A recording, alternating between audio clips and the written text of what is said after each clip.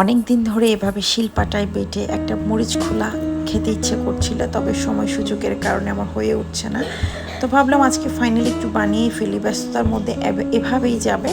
তো এভাবে না করলে কিন্তু কোনো কাজই হয় না। শত কাজের মাঝেও আমি একটু করে শিলপাটাটা নিলাম, নিয়ে পেঁয়াজ রসুনগুলো একটু এভাবে থেতলিয়ে একটু মিহি একটা পেস্ট না করে একটু মানে অল্প অল্প দানা থাকা অবস্থায় ওভাবে পেস্ট করে নিলাম। পেঁয়াজটা এবং রসুনটা সুন্দর করে সবগুলা একটু পেস্ট করে নিয়ে নিলাম। এরপরে মরিচ নিয়েছি, মরিচটা অবশ্যই অনেক স্পাইসি ছিল, আর মিষ্টি মরিচটা হলে ভালো হয়, কালারটা ভালো আসে।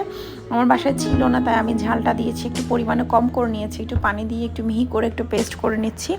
এই পর্যায়ে সবগুলা যখন ভালো করে আমি মিক্স করে নিলাম, এরপরে আমি পাতিলে সরিষার তেল দিয়ে দিলাম হাফ কাপের মতো, দিয়ে এখানে রসুন এবং মরিচের পেস্ট দিয়ে দিলাম। দেওয়ার পরে আস্ত রসুন দিয়েছি, দিয়ে ভালো করে আমি এগুলো একটু ভেজে নিচ্ছি। ভাজা শেষ হলে আমি এখানে 2 চা চামচ লাল মরিচের গুঁড়া, টমেটো এবং যে শুটকিগুলো আমি মিহি করে ধুয়ে একদম চিড়ে রেখেছিলাম সেগুলো দিয়ে দিলাম, এবং লবণ দিয়েছি স্বাদ মতো, দিয়ে হালকা একটু পানি দিয়ে মিনিট 10 রান্না করে নিলাম। এটা হচ্ছে আমাদের চট্টগ্রামের অনেক ঐতিহ্যবাহী একটা ট্রেডিশনাল মরিচ খোলা।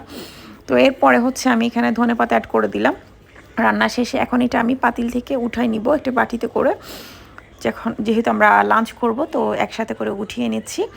এ পর্যায়ে আমার মরিচ খোলা রেডি। যারা আমার মতো মরিচ খেতে পছন্দ করেন, ঝাল খেতে পছন্দ করেন, অবশ্যই ট্রাই করে দেখবেন। কেমন লেগেছে আমাকে একটা কমেন্টস করে জানাবেন। এনি শুটকি দিয়ে এটা বানানো যায়, তবে আমি এখানে লইট্টা শুটকি ইউজ করেছি। এ পর্যায়ে আমি এটা এখন ভাতের সাথে মিক্স করে খাবো, গরম গরম ভাতের সাথে ঝাল ঝাল শুটকি ভর্তা বলা মরিচ খোলা।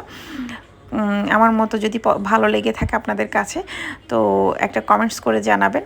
যদি ভালো লাগে ট্রাই করে কমেন্ট বক্সে শেয়ার করবেন আপনাদের কেমন লেগেছে। তো আজকের মতো বিদায় নিচ্ছি, সবাই ভালো থাকুন, সুস্থ থাকুন, আল্লাহ হাফেজ, টাটা, বাই বাই।